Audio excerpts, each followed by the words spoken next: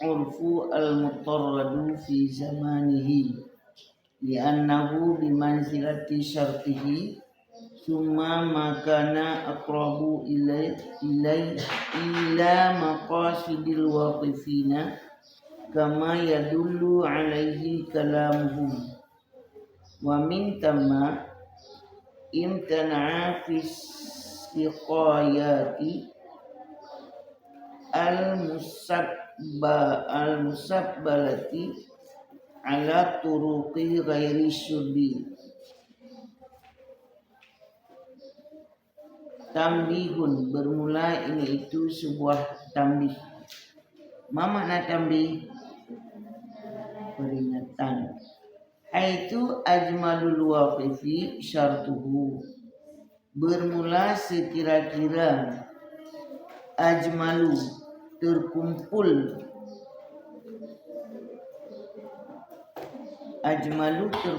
kan,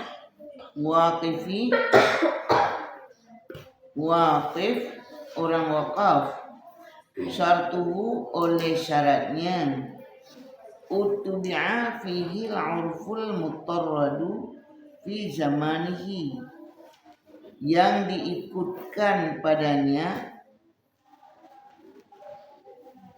akan uruf yang datang ia pada masanya. Nah, sekira-kira Jamilah, secantik-cantik Jamilah. Mana Jamilah? Mbak kita lihat. Itulah dia. Mana secantik-cantik?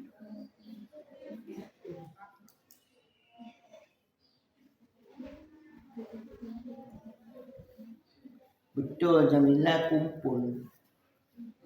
Bukan Jamilah cantik yang.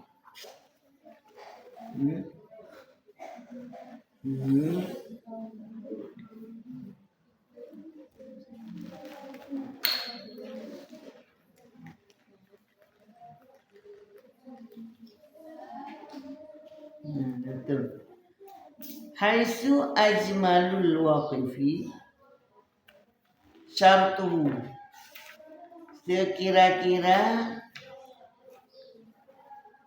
sekumpulan terhadap waqif.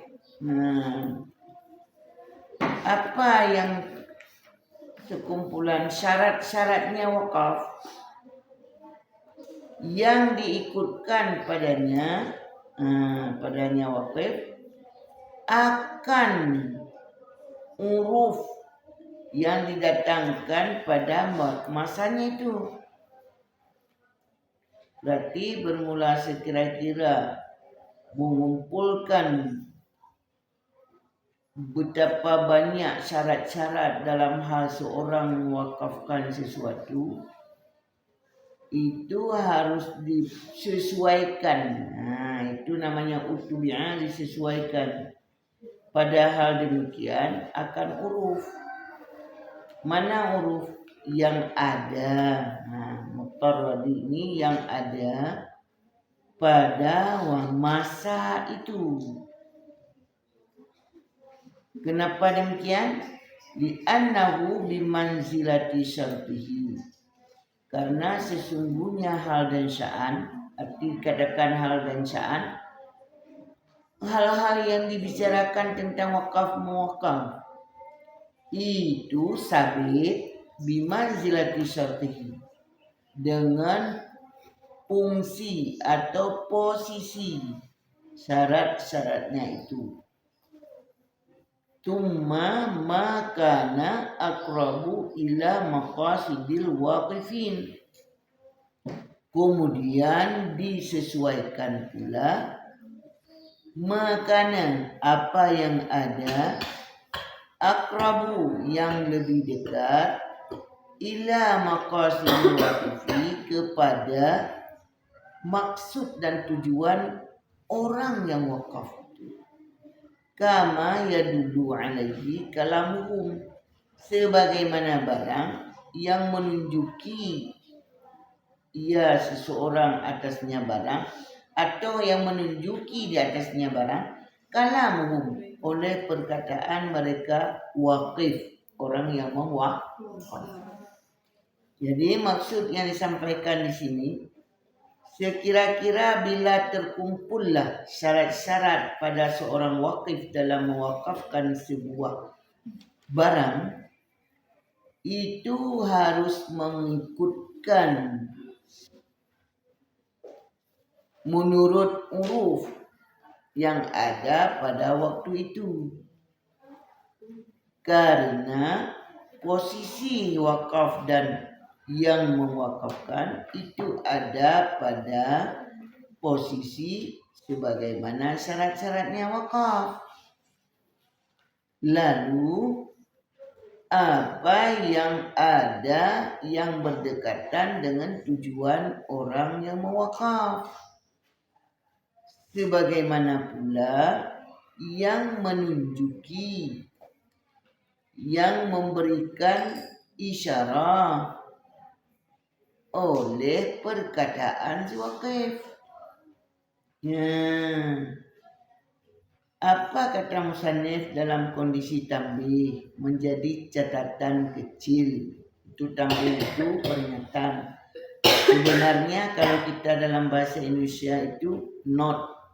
Ada setelah sebuah kupasan ada cerita not. Berarti not itu nah. Berarti ada satu catatan kecil yang perlu diingat. Nah, kan gitu. Bahwa sekira-kira dalam hal kondisi wakaf mewakaf itu ada sejumlah syaratnya untuk sah wakaf, maka tentu harus kita sesuaikan hal itu menurut di mana dia ada, berada, dan kondisi pada saat itu. Nah, gitu. Kemudian mana yang lebih mendekati dari maksud dan tujuan orang yang wakaf itu, dan mana pula bukti yang menunjukkan dari pernyataan wakaf oleh si orang yang wakaf itu. Berarti ketika ada seseorang ingin mewakafkan sebuah barang, sebuah benda, maka lalu yang pertama mengikuti dari syarat-syarat wakaf, lalu diikutkan dengan kondisi tempat dan kondisi waktu pada saat itu. Karena wakaf dulu dengan sekarang beda. Katakanlah misal contoh yang lebih dekat. Dulu orang membayar zakat fitrah tidak pernah terbayar dengan uang.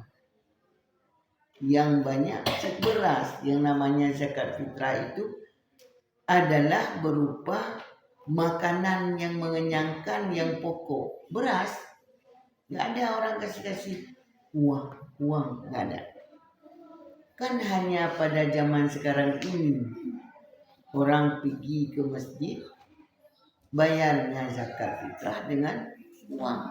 Dulu gak ada. Berarti bila ada dalam hal seorang wakif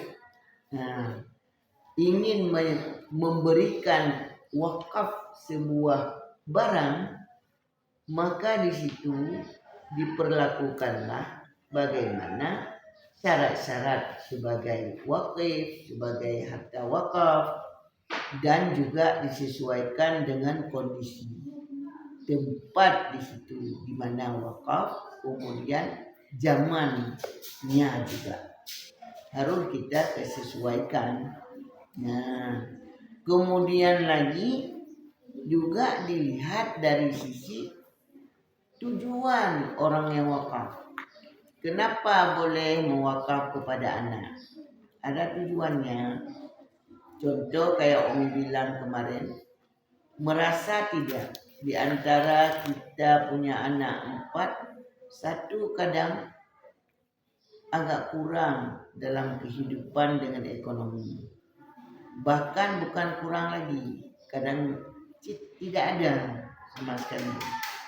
Sementara anak kita kadang udah 4 dah kahwin, tapi di antara 4 tu ada yang memang sedih kita lihat. Itu satu. Ada harta orang tua masih. Kalau bolehlah laki 4-4, berarti kan bagi sama. Tapi kalau ada 2 perempuan, 2 laki-laki, bayangkan kalau meninggal orang tua pasti warisan. Warisan pasti misluar dalam saya. Nah, jauh sebelum itu ada enggak oleh orang tua perhatian kepada anak? Apalagi kadang yang perempuan kebetulan dapat suaminya yang dulu kita pikir alhamdulillah lumayan suaminya kerja pagi-pagi dah keluar. Rupanya setelah berkeluarga 1-2 anaknya, beliau itu bukan bekerja tetap, hanya bantu-bantu orang jualan rokok kadang, pergi jadi kena supir, ya kan? Begitu sakit ada seminggu, nggak tahu di mana ambil rezeki. Berarti kan sedih, menyedihkan. Nah, baru merakit untuk hidup. Sudah kurang sehat. Ternyata begitu. Ada nggak perhatian orang tua? Nah, boleh tidak mewakafkan kepada anak. Waqaftu auladi. Katakanlah kalau itu anak laki-laki atau anak laki-laki. Tapi kalau ngomongnya skala umum, boleh untuk anaknya yang laki, boleh ke cucunya laki atau perempuan. Boleh jadi. Kalau demikian, ya disesuaikanlah dengan kondisi tempat dan zaman. Juga disesuaikan dengan pernyataan yang dibuat oleh wakil. Ke siapa wakil itu menunjukkan ini biar ada kebahagiaan sedikit kepada anak perempuan nanti. Sebelum saya meninggal, saya wakafkan satu tempat. Lagian berbetulan suami anak perempuan ini alim, tapi ini jangan-jangan bisa nanti kalau dengan wakaf ke tempat pendidikan ke anak perempuan, boleh nanti dibangun TPA, TPQ, cerahlah sedikit kehidupannya dengan ada anak-anak mengaji. Yang pertama kan hatinya lapang, kemudian rezekinya mudah. Kalau dah hati lapang, kita menumpah ilmu, Allah pasti menyayangi kita. Ada jalan keluar kalau sudah ada TPA, ada TPQ, pasti ada perhatian masyarakat. Minimal ada majelis taklim dipanggil, ada anak gure anak, kita panggil itu aja untuk buat tausiah Ramadan. Itu kan alim beliau. Jadi artinya ada kemuliaannya. Boleh tidak? Boleh, disesuaikan apalagi dengan maksud dan tujuan orang wakaf. Coba apalagi orang wakaf ini mamanya atau neneknya atau adiknya, memang udah sebelum itu disampaikan dengan keluarga. Ini kalau boleh Allah izinkan saya ada 2-3 petakan. Satu yang kecil ini pas berbetulan dengan rumah anak Makbid ini atau anak bulan-bulan, kita wakafkan terus ke dia biar ada luas sedikit, biar bisa buat balik nanti di situ. Sebelum dia pernyataan wakaf bersama dengan orang yang diwakaf, sudah pernah disampaikan ke orang-orang, disampaikan. Begitu dia memberikan, sudah tahu kita maksud dan tujuan dia kasih. Pasti yang pertama untuk bisa dia kembangkan, yang kedua sayang karena dia kurang dalam perekonomian. Bisa jadi. Nah, itu yang harus dipertimbangkan. Jangan pula itu kan ada wakaf, mana boleh sembrono kita wakafkan. Nanti dia pernyataan orang nggak boleh ikutlah dengan kondisi di mana dan waktu itu bagaimana. kemudian juga dengan manzilatin syartihi, kemudian akrab ila maqasidil waqifin. Bagaimana tujuan para pewakaf? Juga ditunjuk oleh pernyataannya, yaitu kalamu muhum. Wa min sama, dan dari karena itu imtana'an ala saqabati, saqaya atau saqabati, saqayati ya.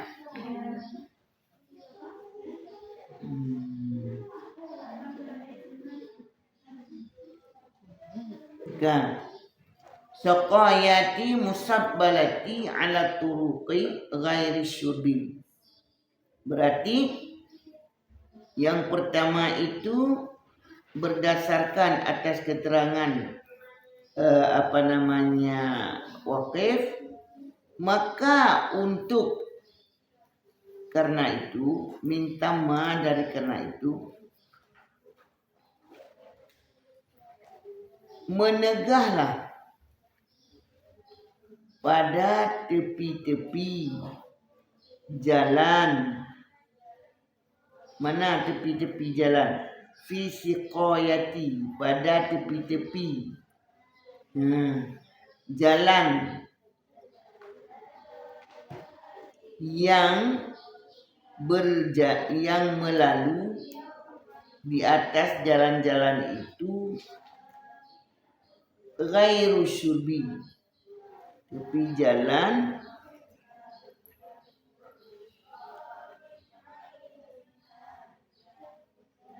imtana'a fi siqayati, siqayah dirus. Dirus itulah pada tempat-tempat dirus yang musabbalati. Mana musabbalati? Ada yang tulis mengalir. Nah, betul. Di atas jalan-jalan yang bukan minum, yang selain dari untuk minum. Wa naqlul ma'i minha walau lisyubi, dan memindahkan air daripadanya walau ada ia untuk minum. Bagaimana maksudnya di sini? Oleh karenanya tertegahlah ianya wakaf pada pengaliran air yang ada di jalan-jalan yang bukan penggunaannya untuk minum,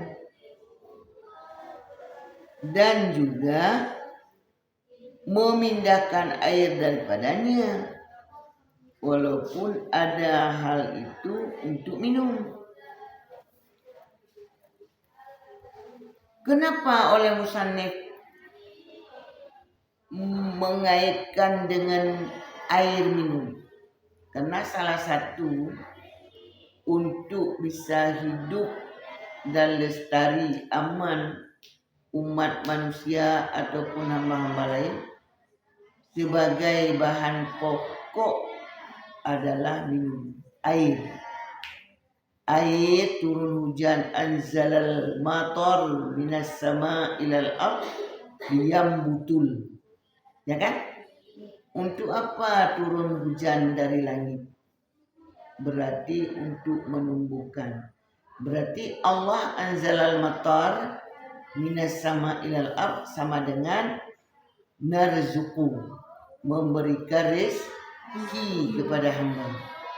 Kalau demikian, sebagai salah satu sumber pokok kehidupan ada pada air. Nah, dalam catatan kecil ini, bila orang wakaf harus menyesuaikan dengan kondisi tempat, juga dengan kalam maksud dari orang wakaf, berarti tidak dibenarkan bila orang wakaf atau si wakif langsung mewakafkan sebuah dana atau sebuah barang, tapi ada dalam hal yang terkena alur dirusan air, walaupun haknya sendiri, tapi dengan ada wakaf itu merusakkan pengairan air, walaupun bukan untuk diminum, nggak boleh. Berarti tak boleh mengganggu kebutuhan umum, termasuk pengaliran air, karena itu pokok, ataupun sampai memindahkan air dari situ, kendati pun air itu memang untuk minum, jangan juga. Berarti seorang wakif untuk mewakafkan sebuah benda atau satu petak tanah yang kira-kira jangan memudaratkan orang lain, jangan memudaratkan kebutuhan umum. Kenapa demikian? Karena kalau kita di Aceh masih bisa untuk sembarangan mewakaf, karena tanah besar-besar, kebunnya besar-besar, lahannya besar. Coba bayangkan kalau di negeri yang pesat, di kota-kota, air aja mesangkut-sangkut di atas rumah. Terus kita mau wakaf misalnya 1 kamar untuk ustadz pengajian, sementara untuk melalui ke tempat itu ada hambatan dengan kebutuhan umum, itu tidak boleh juga.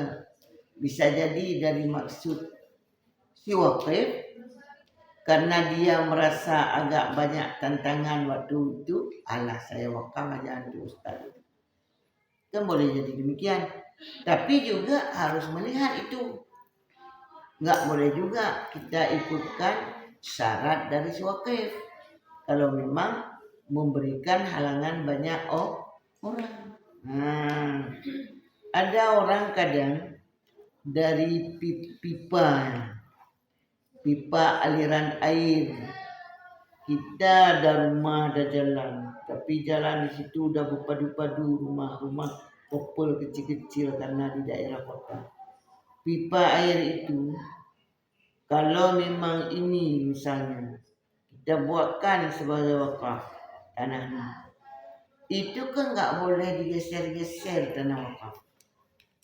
Nah, untuk menarik pipa ini harus mungkin mengambil tanah itu barang beberapa meter atau dikorek dari parit.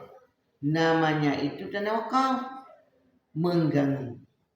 Nah, kalau demikian nggak harus mengikuti syarat si wakif, dan tidak boleh untuk bagaimana maksudnya si wakif. Harus mampu menyesuaikan diri, kalau tidak jangan diwakafkan yang itu, karena itu ada masalah. Boleh aliran air karena itu sebuah pokok. Yang lain mungkin nggak pokok-pokok kali. Untuk kita pertanian juga air. Macam kita wakaf supaya jangan dibuat irigasi, itu nggak boleh. Kenapa? Karena memang harus di situ letaknya irigasi. Kalau nggak bisa kita buatkan itu di situ, nggak bisa airnya mengalir. Bisa. Nah, itu salah satu. Harus juga dipertimbangkan kondisi alam. Kalau memang di situ pancaran mata air yang kuat dan memang di situ nanti akan menjadi tantangan, maka harus dipertimbangkan. Tidak boleh langsung diterima menjadi hak wakaf, harta wakaf. Nah, itu dia. Berarti karena itu tertegahlah dalam hal kondisi pengaliran air yang ada di jalan-jalan yang bukan untuk diminum, atau juga barang yang dipindah air itu daripada tempat karena untuk diminum. Kemudian wabahasa ba'duhum khirmatan nahwi bisaqin. Ma makna wa bahasa ba'dhum, telah membahas oleh sebagian mereka ulama hirmatan, akan haram, nahwi bisaqin, akan seumpama bisaqin. Ma makna bisaqin? Ma makna bisaqin? Meludah. Dan telah membahas oleh sebagian mereka ulama akan haram seumpama meludah, wa ghaslin, dan menyuci, wasakhin, dan apa?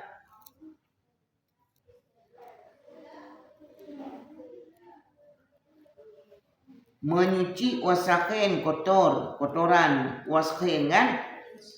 Fi ama'in mutahharatin, pada air yang suci. Masjidi, mutahharatil masjid, pada air menyucikan masjid. Wa in katura, meskipun banyak ia. Telah membahas oleh sebahagian mereka ulama haram seumpama meludah dan menyuci kotoran pada air yang menyucikan masjid. Wa in katura, meskipun banyak ya air. Berarti oleh sebagian ulama mengharamkan untuk meludah dan juga selain meludah menyuci kotoran pada air akan menyuci masjid. Kalau sini kotoran di dalam air bersuci masjid, tidak boleh. Apa pahamnya? Ulama membahas haram seumpama meludah. Ada air itu dalam hal kondisi menyuci masjid. Contoh, ada aliran air yang ada di kaki masjid, ada masjid-masjid yang ada aliran air, ada. Itu ulama membahas meludah dalam air itu haram. Kemudian menyuci kotoran. Ada sandal kita terinjak tai kucing, ambil sandal, cuci di aliran air itu. Untuk apa? Biar bersih. Itu hukum haram. Itu maksudnya. Atau tai cicak, atau najis apa lagi yang lain, itu haram hukumnya. Kenapa demikian? Karena air itu bersahaja untuk maksud penyucian masjid. Boleh jadi untuk diambil apa kebutuhan masjid, boleh jadi. Kenapa ditaruh aliran air di situ? Supaya kita bisa membersihkan kaki dalam arti bukan bernajis. Kita udah ambil wudu misalnya dengan ini, kemudian kita mau masuk ke masjid, berarti kan penyucian masjid. Salah satu ada aliran air, memang yang air itu selalu ada. Kalau dihitung-hitung, dikumpulkan lebih dari 2 kulah, lebih dari 10 kulah, karena kan mengelilingi masjid. Namun kita cuci najis itu nggak boleh. Kemudian kita untuk meludah itu nggak boleh. Kenapa? Air itu adalah tujuan untuk penyucian kaki kita menuju masjid. Penyucian masjid. Nah, bila di situ bersahaja kita ludah, itu berarti jorok. Beda dengan air got. Ini kan ia kemengyai wa masjid tadi. Tak ada ludah-ludah ini. Walaupun banyak kalau kita kumpulkan, air itu tetap mengalir. Tapi namanya air itu kan sikit-sikit ya. Paham tum? Wa in katura, meskipun banyak. Arti banyak bila dikumpul itu di tempat sampai sekian pula. Tapi persoalannya ini itu untuk cuci kaki, untuk lebih suci, lebih bersih masuk ke dalam masjid. Nah, wasu ilal alamatu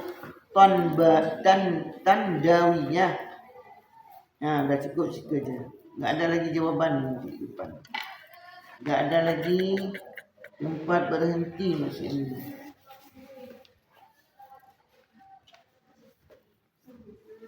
Nah, nggak ada tempat berhenti. Dah, kira-kira ada pertanyaan?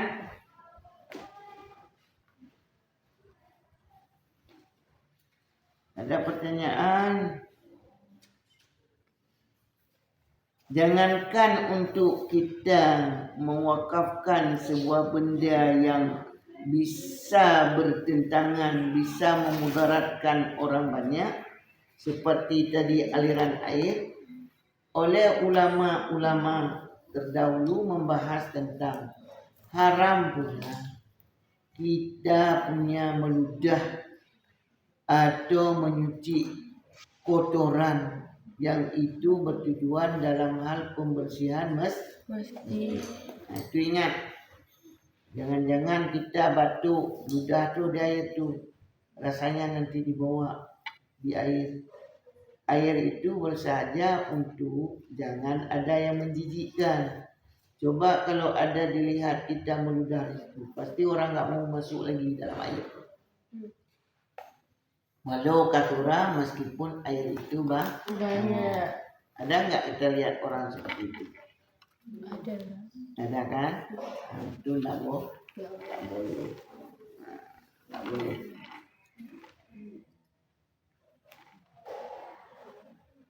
Panjang lagi barusan. Wasu ilal alamatu tanbadawiyu izil jawari wajirari allati 'inda masjid fiha al-ma'. Ini tentang masjid semuanya. Insyaallah besok. Ada masuk kuliah ini? Tanya aja boleh. Tanya siapa? Jangan kaki yang bernajis masuk dalam air itu. Cuma kaki yang kita kira waktu kita ambil wudhu ada kena lagi debu-debu. Jadi untuk memasuki masjid kita duduk dengan kaki kita di situ, kan? Bukan kita bawa tumpukan najis cuci di situ. Jangankan tumpukan najis, meludah aja enggak boleh. Karena itu sudah masuk air pekarangan masjid, bukan lagi tempat cuci. Ya betul mencuci najis. Nah, beda dengan di tempat yang misalnya di WC, di apa itu. Hari ini WC pun hanya di dalam WC aja percikan apa kencing, tapi kalau udah di luarnya tuh, kalau ada yang meludah, ada yang jijik lah. Karena memang di luar dari itu semua sudah harus bersih, tidak boleh naikkan sandal. Coba yakin kita bersih. Nah, makanya ditaruh lagi air yang ada di aliran. Kalau memang berasa jalan dari WC ke tempat aliran itu agak kurang yakin dengan kebersihan, boleh kita masukkan kaki ke dalam air yang mengalir. Kita tahu kalau air yang dibuat di pinggir itu memang bukan air yang mutar-mutar, tapi dia tetap ada alur mengalirnya. Nanti datang lagi mengalir, ada pancaran air sendiri. Maka kadang-kadang dimatikan kalau memang alur air yang tidak dibuang, sehari sekali dibuang atau 2 hari sekali dibuang. Air itu jangan diludah, jangan dicuci kencing walaupun banyak, karena itu bersahaja dibuat supaya suci masjid. Untuk wallah sallu alaihi